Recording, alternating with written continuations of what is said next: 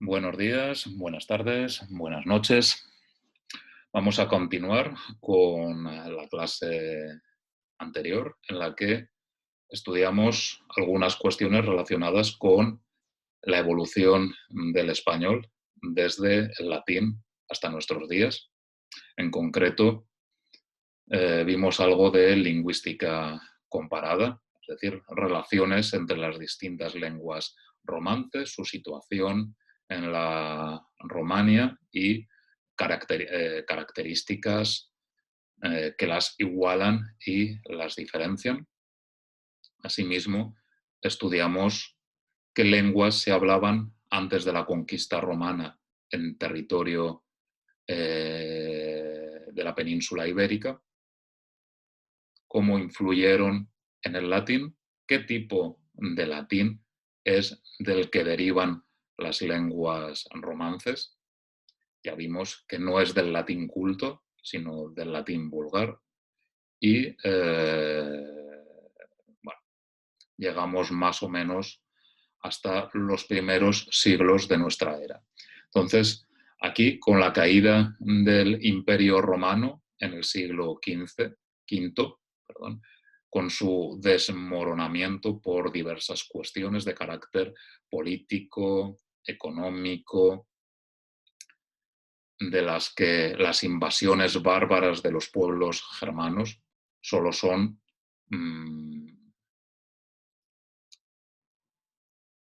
la expresión de lo que estaba sucediendo. A veces, de una manera muy simplificada, se dice que, que el Imperio Romano cayó, desapareció, a causa de que los germanos estaban presionando en las fronteras y acabaron entrando y apoderándose de las principales ciudades del imperio. Pero bueno, esto, a poco que leáis, es una falsedad, una simplificación absoluta, puesto que ya hacía siglos que los germanos estaban dentro del imperio y habían sido o venían siendo utilizados por los romanos como mano de obra y mano militar en sus propios ejércitos.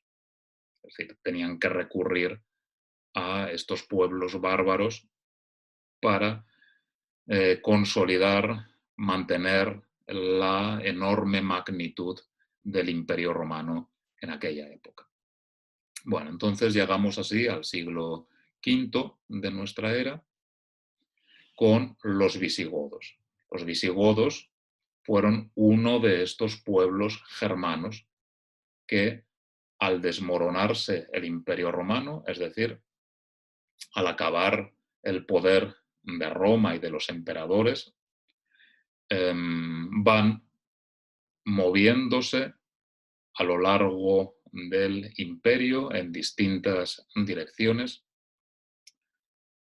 Por ejemplo, uno de estos pueblos germanos, los francos, ocuparán la Galia, la provincia de la Galia, y de ahí, de su nombre, deriva el nombre de Francia, Franco, Francia. Bueno, pues de igual manera, otro de estos pueblos germanos, los visigodos, hacia el siglo V de nuestra era, entrarán en la península y ocuparán la mayor parte de ella. Lo que debemos recordar es que la Edad Media abarca precisamente desde la caída del Imperio Romano en el siglo V hasta el siglo XV.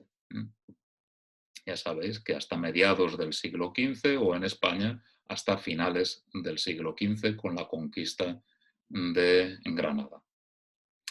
Se divide en varias épocas, de la que nos ocupamos ahora, la visigótica, que va del 412 al 711, y después, en una sección siguiente, veremos la ocupación musulmana del 711 al 1492, año en el que se pone fin, al menos en la bibliografía científica. No es que en 1492 los castellanos dijeran, oh, hemos terminado con la Edad Media. Obviamente no era así, pero hay que ponerle una fecha y entonces, pues, por motivos políticos y simbólicos, le damos esta, 1492. Es precisamente estos siglos que van desde el quinto hasta el XV, cuando el latín que hablaban los habitantes de la península ibérica, los iberorromanos son la mezcla entre los conquistadores romanos, fundamentalmente soldados que habían llegado con los ejércitos de Roma, y los pueblos que habitaban previamente la península. A lo largo de varios siglos se habían ido mezclando, habían adoptado la lengua de los romanos, el latín, y sus instituciones jurídicas, administrativas y culturales, hasta convertirse en una provincia más del Imperio Romano, en la que en la mayor parte del territorio la única lengua hablada era el latín. Bien, pues es precisamente a partir del desmoronamiento del Imperio Romano y de lo que esto supuso, que fue que las comunicaciones se interrumpiesen entre las distintas partes del imperio, que el latín empieza a evolucionar de una manera mucho más libre, a cambiar y a convertirse en unos cuantos siglos en algo muy distinto de lo que era el latín que todos conocemos. Bueno, el primer periodo de este cambio es el que se debe a la ocupación visigótica. Los visigodos, como ya os he dicho, eran un pueblo germano, uno de tantos pueblos germanos como los francos lo eran, y de ahí el nombre de Francia y también muchos aspectos, muchas peculiaridades de la lengua francesa que se deben a sus conquistadores. Lo que tenemos que tener en cuenta de estos pueblos germanos, a los que a menudo calificamos de bárbaros, ya sabéis que bárbaro, la palabra bárbaro es una palabra de origen griego que está construida en base a una onomatopeya. Es decir, bárbaro eran para los griegos todos los pueblos que no hablaban griego, y que puesto que no hablaban griego, hacían bla, bla, bla, bla, bar, bar, bar, bar. Es decir, que a los que no se les podía entender. Y de ese bla, bla, bla o bar, bar, bar, como queráis, nace el término bárbaro. Entonces, simplemente en la antigüedad debemos pensar que para un pueblo, otro pueblo era bárbaro, por un lado por superioridad militar, intelectual y tal, con respecto a ese pueblo bárbaro, pero también porque no hablaban la misma lengua. Bueno, sea como sea, los germanos, en este caso los visigodos, estaban romanizados por contacto con los romanos. Eso es una primera cuestión que debemos entender. Es decir, no eran pueblos que tuviesen como única lengua una lengua germana, sino que en muchos casos eran ya bilingües, hablaban su lengua germana originaria y además latín. El latín era la lengua de la cultura, era la lengua de las instituciones políticas, administrativas. Si tú querías prosperar en el Imperio Romano, ser alguien, hacer algo, tenías que hablar obligatoriamente latín. De igual manera, si pensamos en un país como Estados Unidos hoy en día, ¿sabéis? En Estados Unidos no hay una lengua nacional. La Constitución estadounidense, si no me equivoco, no dice que el inglés sea la lengua nacional de Norteamérica, de los Estados Unidos. Sin embargo, todo el mundo habla inglés. Todo el mundo lo habla porque se entiende, se sobreentiende que es la lengua de las administraciones, de la cultura, etcétera, y que si no hablas inglés no puedes hacer nada. Aparte de que hables otras lenguas, por ejemplo, los hispanos en Estados Unidos, muchos de ellos, son casi 50 millones, siguen hablando en menor o mayor grado español. Lo mismo sucedía con los bárbaros. En el fondo, podríamos trazar una analogía. Los bárbaros germanos serían a los romanos lo que los bárbaros hispanos son a los estadounidenses, con la posibilidad de que quizás algún día, igual que sucedió en la península ibérica o en la Galia,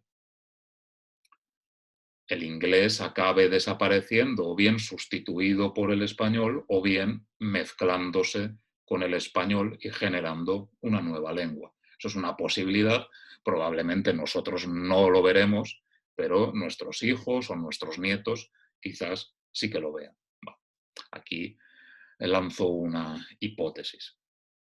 Bueno, pues estos pueblos germanos eran bilingües, estaban muy romanizados, aunque seguían manteniendo algunas de sus costumbres germanas y también de sus costumbres paganas, si no es que estaban ya cristianizados.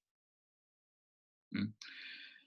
Tenemos que tener en cuenta también que las lenguas germanas que hablaban, los dialectos germanos, no identificados con claridad, puesto que no han llegado escritos hasta nuestros días, y no han llegado escritos, esto es lo que quiero decir, porque nunca lo fueron. Los primeros testimonios escritos en una lengua germánica son en gótico, un dialecto germano que se hablaba más o menos eh, por la zona de la actual Austria, Chequia, Alemania, por esa zona de Centro Europa, y nos han llegado algunos textos del siglo VI, VII. Esos son los primeros testimonios que tenemos escritos en una lengua germánica. Antes de ello, nada. Entonces, como estos pueblos no escribían sus propias lenguas nativas, iban adoptando la que era jurídica, administrativa y culturalmente más importante, que era el latín. A esto se debe, y también al poco número de estas tribus que fueron ocupando los territorios del imperio, realmente eran básicamente pequeños ejércitos con mucha fuerza, dominio de las armas, etcétera, pero compuestos fundamentalmente por hombres o por clanes familiares que conseguían hacerse con el poder de un territorio, imponerse militarmente, pero no lograban imponer nada más, puesto que no tenían mucho más que ofrecer.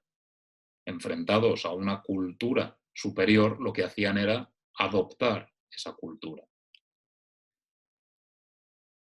¿Qué sucede a raíz de esto? Que de los visigodos, a pesar de su dominio de varios siglos, hasta el 711, en realidad no hemos conservado prácticamente nada o muy poco. Su influencia en el latín ha quedado reducida a unas decenas o cientos de palabras, muchas de ellas de origen o de significado militar, relacionadas con la guerra, que era lo que ellos dominaban. Así encontramos palabras como, por ejemplo, guerra en español, o en italiano, por ejemplo, también guerra. que a poca imaginación que tengáis, veréis que suena prácticamente igual que el inglés war. ¿Por qué? No porque war venga del latín, de un supuesto latín guerra o al revés, sino porque guerra y war vienen de la misma raíz germana, es decir, es una palabra germana. Si otras palabras, por ejemplo, espía, spy, ropa, está relacionada pues con un étimo inglés robes, términos relacionados con la nobleza, varón.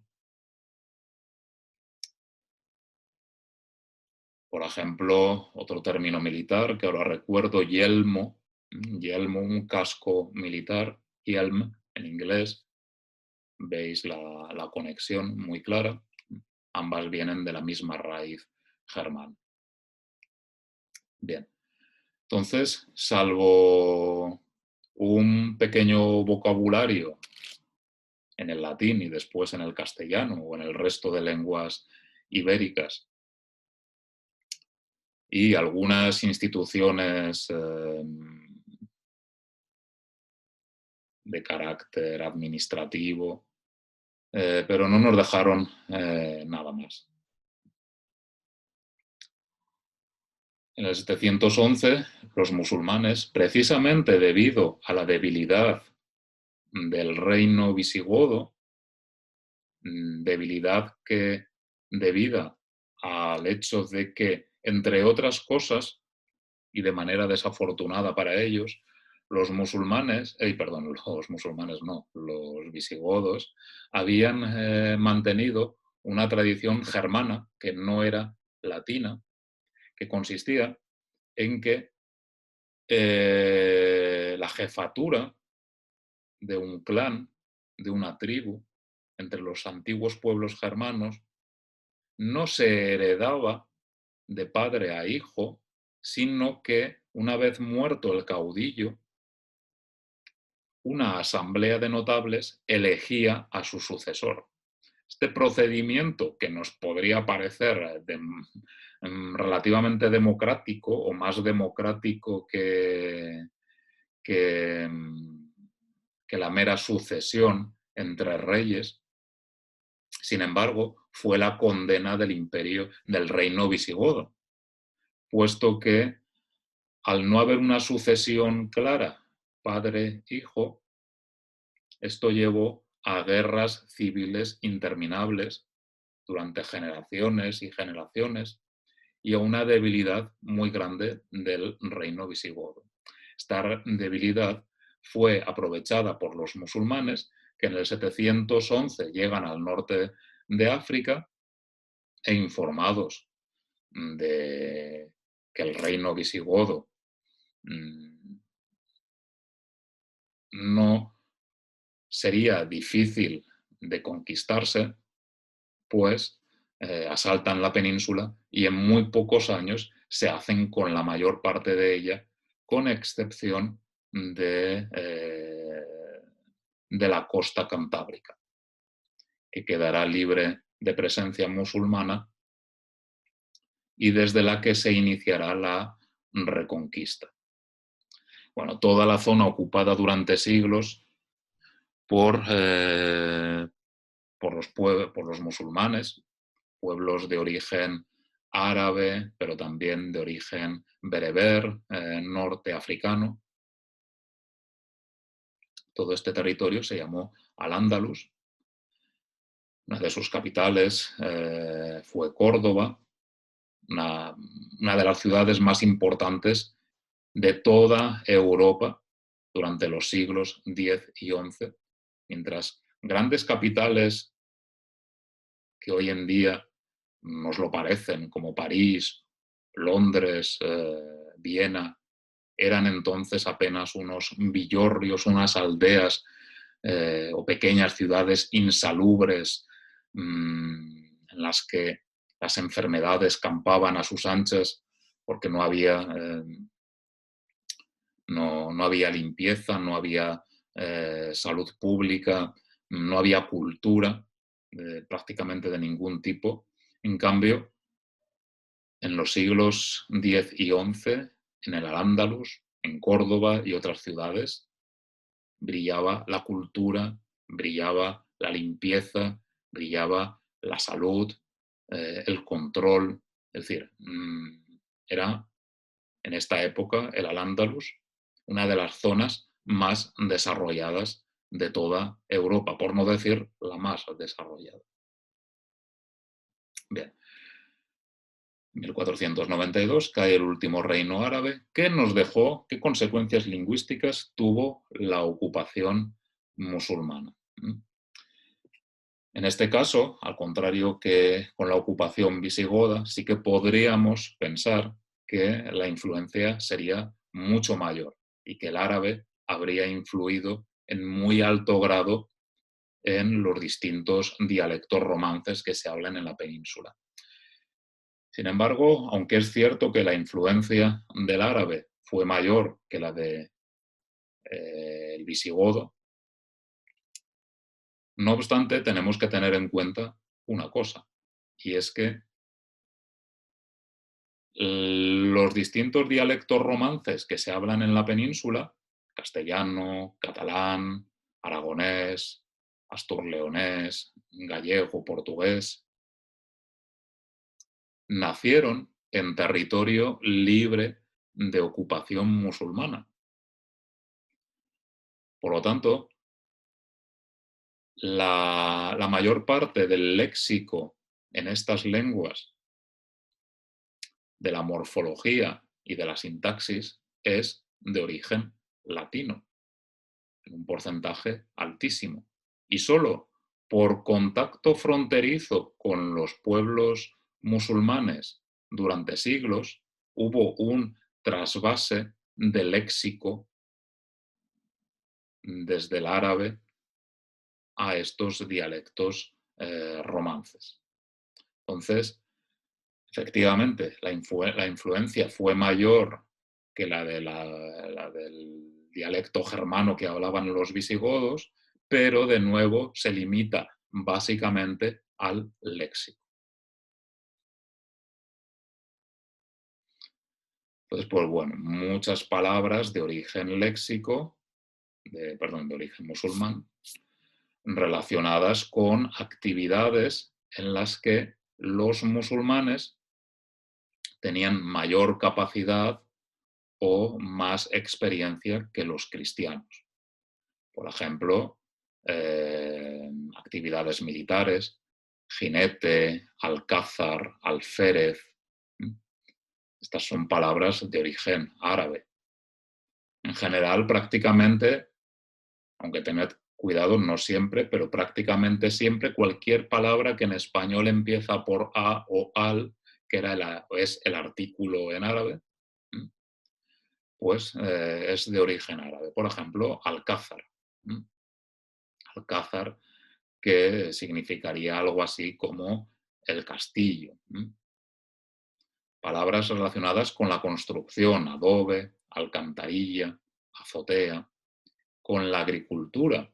Seguramente cuando aprendíais al principio español, una cosa que os pudo llamar la atención es que, al contrario de lo que sucede en otras lenguas europeas, las frutas y verduras en castellanos tienen nombres bastante peculiares.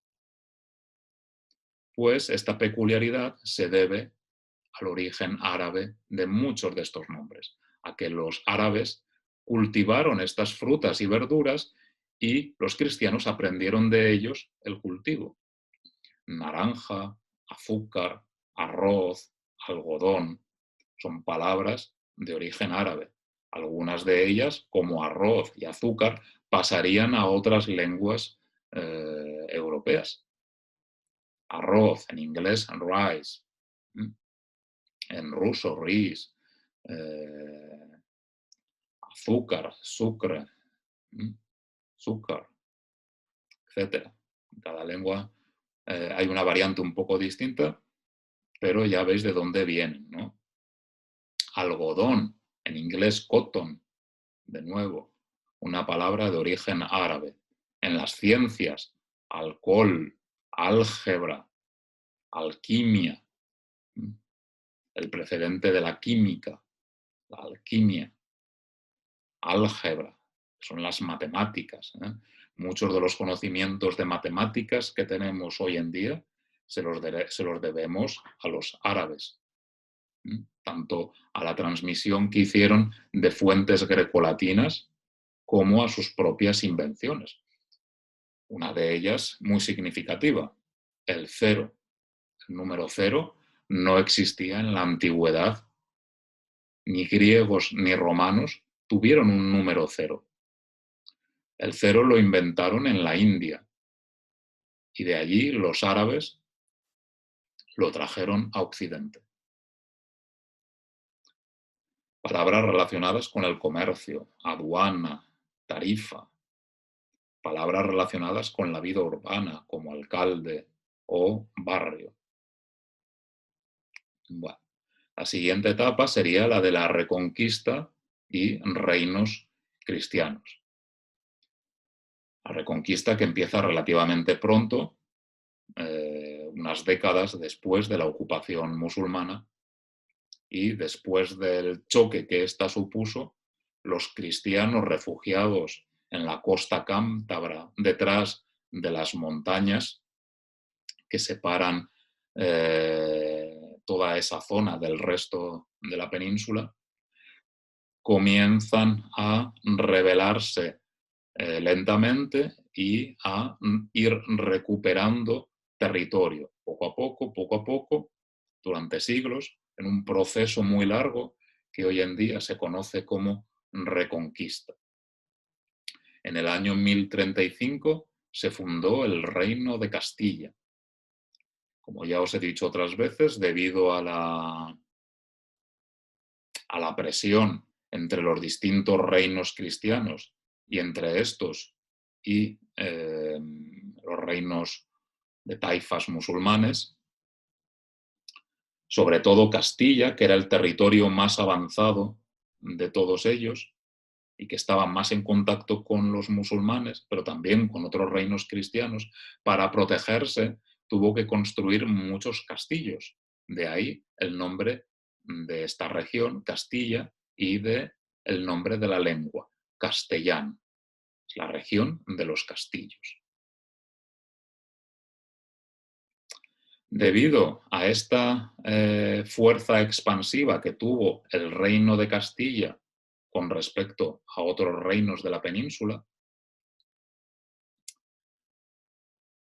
sobre todo con respecto al reino de Portugal y al reino de Aragón, haría que el castellano se acabase imponiendo como lengua de comunicación en la mayor parte de lo que después sería España y también en toda la península, teniendo en cuenta que durante buena parte del siglo XVI y XVII, el castellano era la lengua de mayor prestigio en todo Occidente.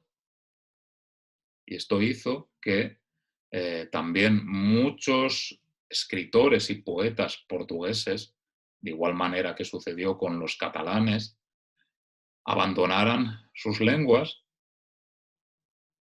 o que no las abandonaran, continuaran escribiendo en ellas, pero también en castellano.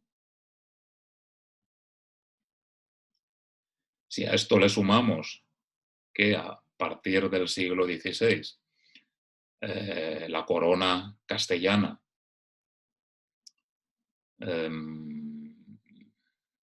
tras el descubrimiento de América se extiende por este continente, bueno, pues y acaba fundando un gran imperio, la capacidad del castellano para convertirse en una lengua universal está ya garantizada.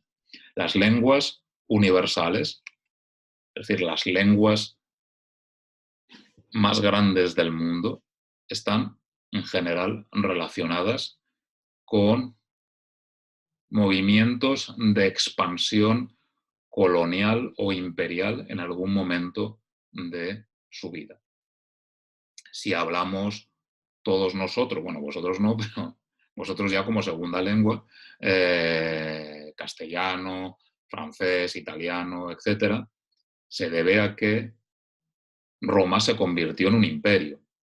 Si el español es una de las lenguas más habladas del mundo, se debe a que en el siglo XVI, XVII y XVIII España era un imperio universal.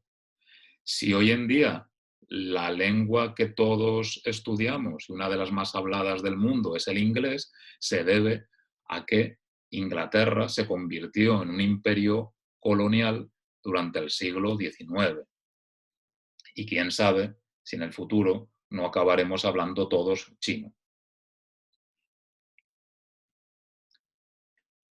Bueno, los distintos romances hispanos se deben precisamente al nacimiento de movimientos de reconquista en cada región del norte de España.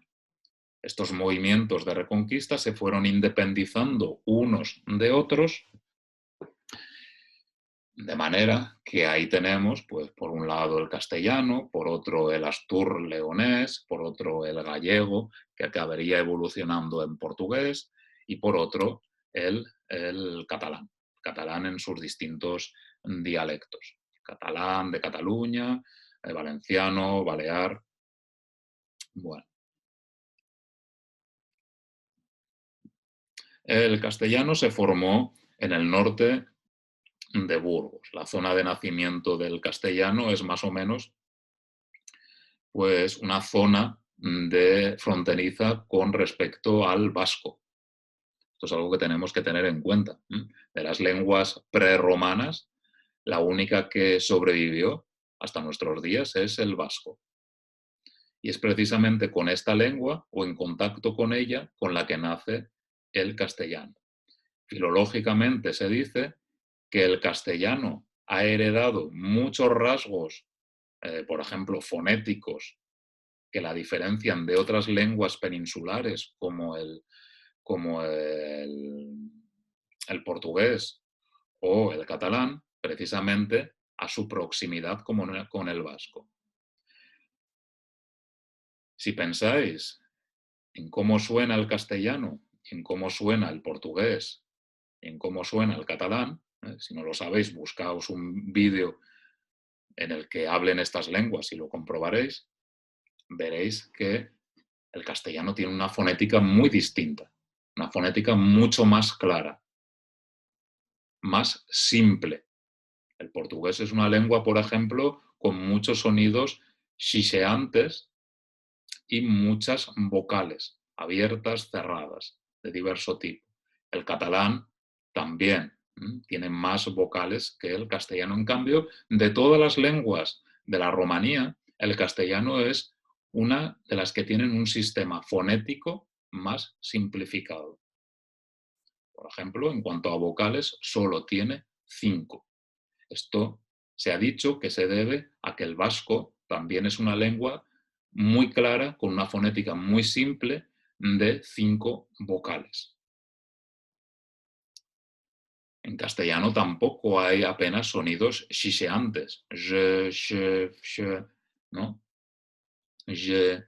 Entonces, estos sonidos, estos sonidos que están presentes en otras lenguas romances, en castellano, aunque los hubo, fueron desapareciendo. Se dice que también debido a su proximidad al vasco. Bueno, pues es en esta zona donde nace el dialecto castellano. Precisamente los primeros 2 testimonios que tenemos de ella, como ya estudiamos hace tiempo en otra clase, en una clase de literatura, son las glosas emilianenses y las glosas silenses. 2 textos muy breves escritos en latín, pero que como el latín ya no se entendía en el siglo X de nuestra era, que es más o menos de donde datan estos textos, pues algún monje lo que hizo fue tomar apuntes debajo de las palabras y a un lado del texto en latín para aclararlo. Y eso son las primeras muestras que tenemos de castellano. Aquí tenéis pues, una muestra, por ejemplo, de la glosa emilianense, encontrada en el monasterio de San Millán de la Cogolla. Veis en letra grande el texto en latín y en letras más pequeñas, debajo de cada línea, anotaciones en lo que ya era un proto-romance. Vamos a dejarlo en proto-romance. No era todavía castellano. En realidad, sería más bien un proto-navarro-aragonés, por algunas diferencias de carácter morfológico y fonético con respecto al castellano. Pero en cualquier caso, se le considera como el primer texto de la lengua castellana. Y aquí un texto más largo, que es el que a menudo se reproduce, escrito ya completamente en romance. Bueno, como estudiamos en literatura, no nos vamos a detener en esto.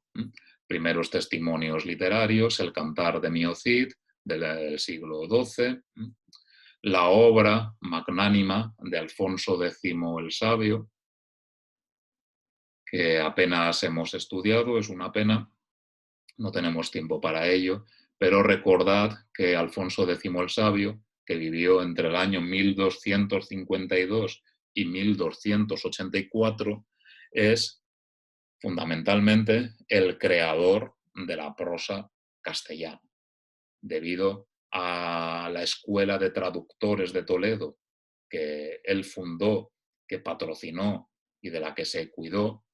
Se tradujeron muchos textos del griego, del latín, del árabe y del hebreo al castellano. No solo se tradujeron, sino que se crearon textos nuevos, textos históricos, judiciales, científicos, etc. Entonces, todos esos textos escritos en prosa, ya os he dicho alguna vez que en la mayor parte de las lenguas las primeras manifestaciones siempre son poéticas y después vienen las prosísticas. Igual sucedió en castellano. Las primeras manifestaciones literarias escritas son poéticas y después viene la prosa. La prosa siempre tiene una mayor dificultad de escritura, porque para escribir prosa, para escribir un texto histórico, judicial, científico, se necesita una lengua mucho más elaborada que la poética y que la coloquial. Por ejemplo, se necesita crear numerosas conjunciones y nexos sintácticos. Bueno, pues esta es la labor que se inicia en toda la prosa de Alfonso X el Sabio, sin la cual el castellano de hoy en día sería muy distinto.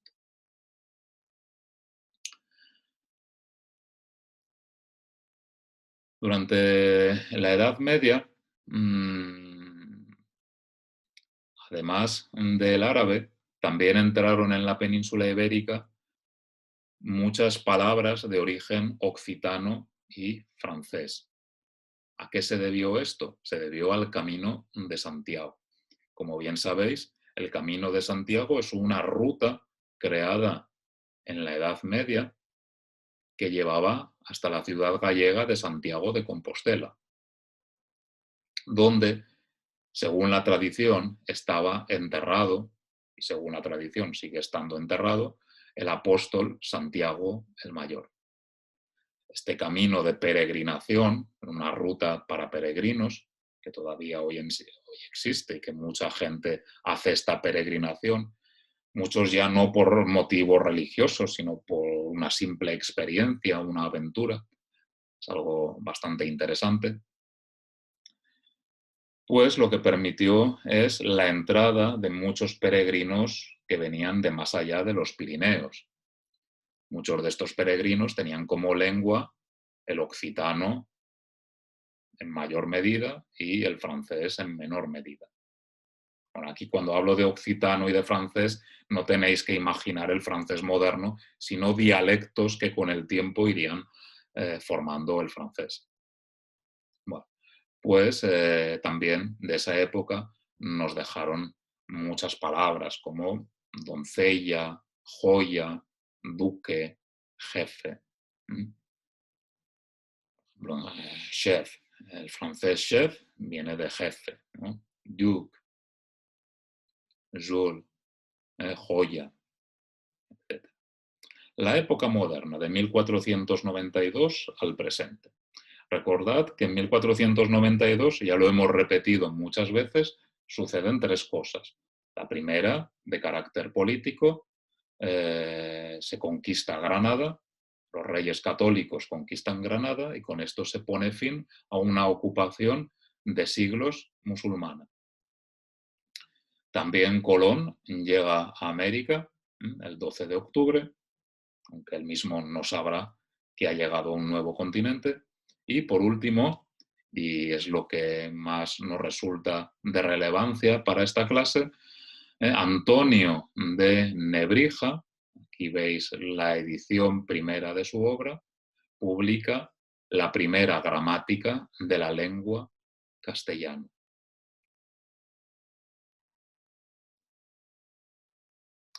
Esta fue una gramática muy querida por los reyes católicos, Isabel de Castilla y Fernando de Aragón, puesto que su intención era formar una unidad en la que estos dos reinos acabaran desapareciendo y retomar aquel antiguo reino de los visigodos, es decir, una España poderosa y unificada. Pues la gramática del castellano serviría a este propósito. En el prólogo, el mismo Nebrija dice que una de sus intenciones ha sido servir a las intenciones, al propósito del imperio, de que el castellano se convierta en una lengua imperial. Una lengua imperial que sirva tanto a propósitos políticos de unificación como también a propósitos doctrinales para la extensión de la fe católica por el mundo. Hacia finales del siglo XV existían dos normas prestigiosas del español. No debemos pensar que el español entonces, como tampoco lo es ahora, está unificado. Hoy en día hay un estándar que se sigue en la mayor parte de los países latinoamericanos, en todos ellos, en todas las repúblicas latinoamericanas, en España y en Estados Unidos, existe una academia de la lengua española que se encarga de velar por la unidad de la lengua. Aparte de este estándar, en cada región existe su dialecto y se habla de una manera distinta, pero todos nos entendemos.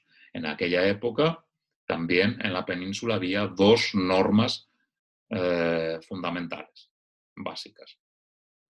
Una era la del castellano del centro y del norte de España, donde estaba el poder político, donde estaba la capital, Toledo, y más tarde con Carlos I y su hijo Felipe II, Madrid, que acabaría convirtiéndose en la capital de España. Y por otro lado, los dialectos del sur, con capital en Sevilla. Precisamente serían estos dialectos del sur los que llevarían muchos colonizadores americanos. Es decir, mucha de la gente que viajó a América para colonizarla venían del sur de la península y tenían como norma este tipo de castellano. Y así, muchas de las características del español latinoamericano se deben precisamente a la norma que llevaron los españoles del sur que hablaban pues de una forma determinada.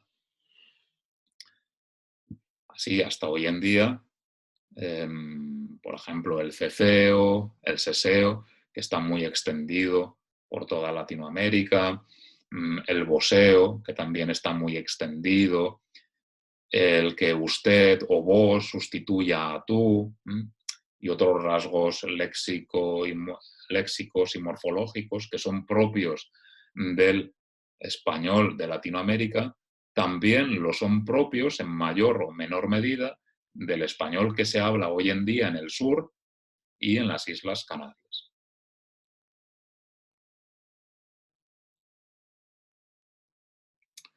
De la conquista de América viene una cantidad muy grande de vocabulario de origen indígena. Los conquistadores y colonizadores se vieron enfrentados a una realidad exótica, a una realidad completamente nueva, un continente que no tenía nada que ver desde un aspecto, desde aspectos culturales o ambientales con la Europa que habían abandonado. Entonces, tuvieron que dar nombres a estas nuevas realidades. Estos nombres los tomaron de las lenguas indígenas de los pueblos con los que fueron entrando en contacto. Palabras de origen caribeño, por ejemplo, cacique, canoa, maíz, loro, palabras de origen náhuatl, mexicano. El náhuatl es una de las lenguas que se hablaban y se hablan en México: aguacate, cacao, chile, chocolate, tomate.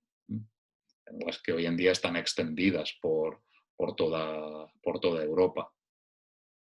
Palabras, quiero decir. O palabras de origen quechua o inca, que ya sabéis que es la lengua que se habla en el Perú, Bolivia, en esa zona. Alpaca, cóndor, pampa, papa, cancha. Cancha, una cancha de baloncesto, por ejemplo, donde se juega este deporte. Y por último, llegamos a la época contemporánea.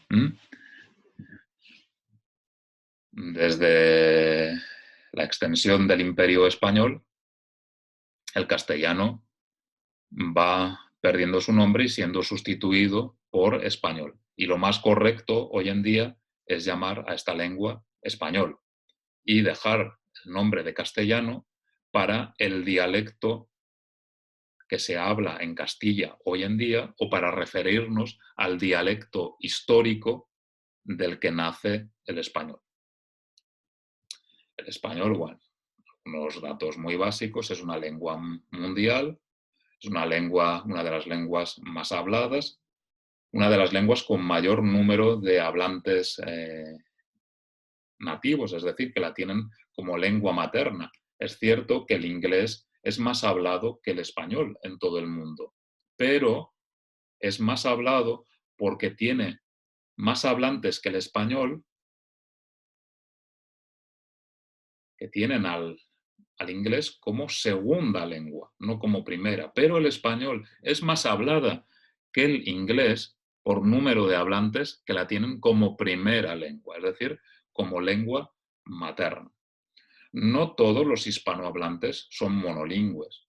Muchos son bilingües, por ejemplo, en España, en Cataluña, Valencia, Baleares, País Vasco, Galicia y algunas regiones de Latinoamérica, por ejemplo, pues en Paraguay, la población es bilingüe, en algunos estados mexicanos, en Bolivia, en Perú, en el altiplano, donde todavía se habla quechua o aymara. Bueno, pues son regiones con cierto grado de bilingüismo, aunque en todas ellas la lengua de educación, de cultura administrativa, jurídica, etcétera, es el castellano. Y muy difícilmente vais a encontrar a alguien que no la hable.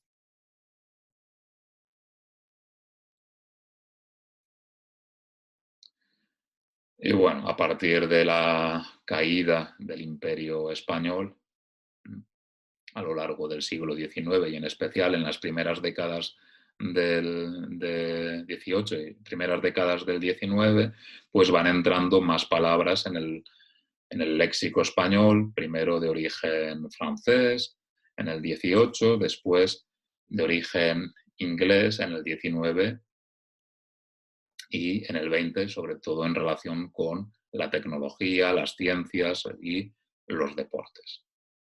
Bueno, con esto podemos terminar.